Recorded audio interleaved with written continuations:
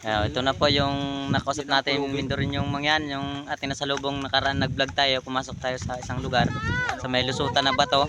Ito na po yung kausap natin. Ngayon, pag may time daw po at mag-video call po tayo nakasama siya na para makausap po kayo daw niya ng personal. Yun lamang po, marami pong salamat. Yung kwento na yan sa Igat, bago naging pulse na yan, may kwento muna yan sa Igat. Kasi ang kwento yan dyan, yung aso, ang dahilan sa aso, ang simula.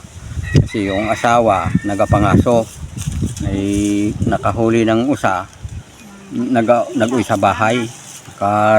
Uwi sa bahay, yung aso na una. Ngayon ang babae, naghahabi.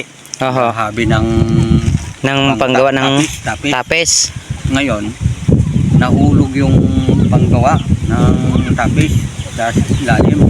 Inutusan ng babae yung panggawa. Yung sabi ng babae, bigyan daw siya ng sweldo mamaya.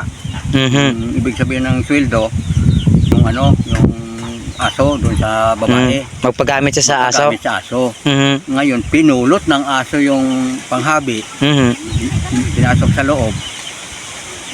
Ay, yun na. Nagpagamit sa aso. Yung babae. Sabi ng aso, kahit ganyan ang ginawa mo, yan, sana hindi tama. Pero sinutusan, nagsalita ka na rin. Nagsalita na rin yung aso. Nagsalita po pala yung aso ayon sa kanyang kwento. Oo, doon po sa pangyari ng pulse na yun, kung bakit nagkaroon ng pulse na ganun, yun po pala ang kwento. Yun ang simula. Yung daanan ng pulse po na yun pala ay dating daanan ng Igat. Nagiging igat na yun ang lumabas eh. Ngayon nalunod yung bahay. Nalubog po yung bahay. Nalubog. Nalubog. Yun na. Yun na po yung may mataas na pulse na sa baba niya ng hagdan pulse. Yung na dumaan yung igat. Sa paglubog ng bahay nila, yung lalaki hindi na nakapunta sa bahay. Dahil nga wala na po yung bahay, lumubog na. Nagalubog na eh. Ngayon, igat ang lumabas. Punta na sa baba. Ngayon, yun na ang nadaanan ng igat.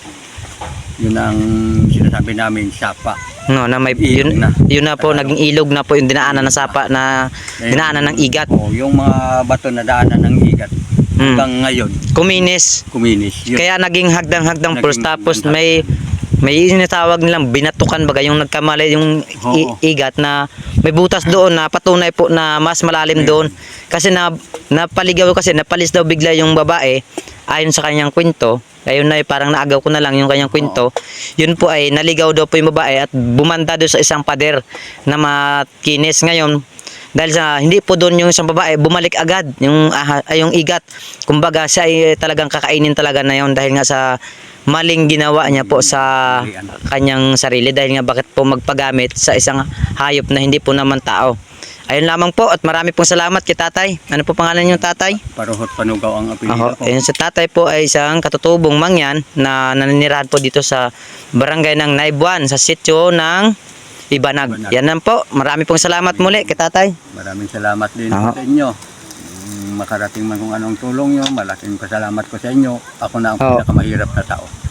Yun po, may pahabol si tatay na kung baka naman pwede naman maupo kayo, matulungan daw po siya. Pero yung kwento po na ito ay di po gawa-gawa ng kwento. Ito may pruweba na pwede po nating puntahan at ating ma-explore kung ano po ang meron doon sa tinatawag nilang pulse na ating pupuntahan. Kaya naman yun po, marami pong salamat muli at God bless.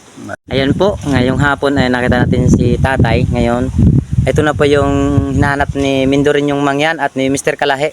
Ayun po sa aming pinunta na mga lugar. Ngayon may na-explore ulit na ako ng panibago na ating pong tuklasin kung totoo po itong kwento na ito na ayon sa kanya. Sa madalit na sabi po ay may pulse po doon na mataas na nagmulan daw po ng igat. Tapos may hagdan-hagdang pulse. Kumbaga, yun po ay may kwento. Ayun po ay ito hango sa kay tatay yung kwentong ito.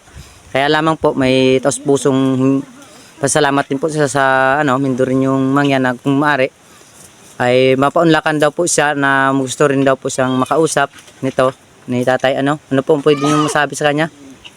Masabi ko lang sa inyo kung may maitulong din kayo, kung lalo kung may mga pinansyal, ang hirap na kasi.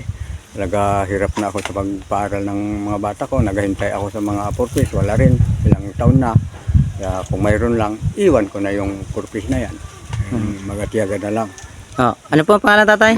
Rohot Panugaw yung pangalan ko. Ay, yun lamang po. Personal ko sa inyo. Yun po ang kanya, pangalan niya.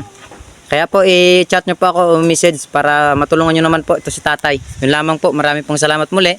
Sana matanggap po ninyo yung kanyang kahilingan. Sana matulungan po ninyo siya.